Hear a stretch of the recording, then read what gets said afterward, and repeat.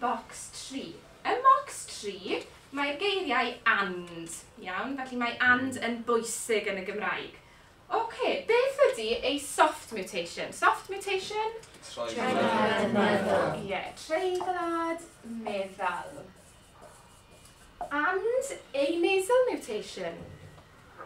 A Treiglad trwynol. Da iawn, a threiglad trwynol.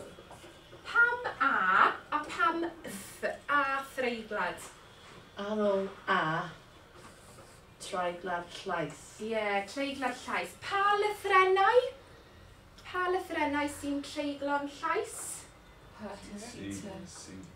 TCP neu PTC. Iawn, PTC. Felly a threiglad trwynol. Felly, dilynwch y patrwm and an aspirate mutation.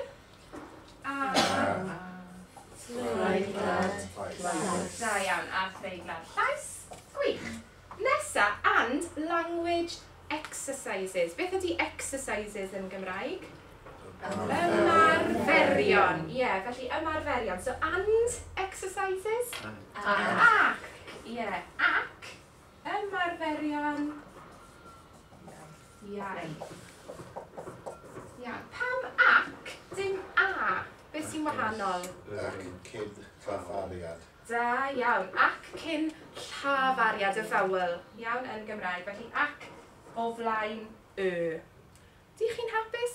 Gwych, da iawn. Nawr, mae gêm gyda fi i chi weithio fel par, ac yn y gêm mae llawer o reolau adolygu achos di chi ar ddiwedd y cwrs. Felly mae angen adolygu y patrymau sydd ar y bwrdd gwyn. Iawn? Felly, chi'n gallu gweithio fel par, dim twyllo, dim cheating, dim twyllo. Athrawon da. Iawn? Iawn, felly, gyda partner, chwaraewch y gêm, a dwi yma i helpu os ydych chi eisiau help. Iawn, pam barod? Gwych, ben, da chi.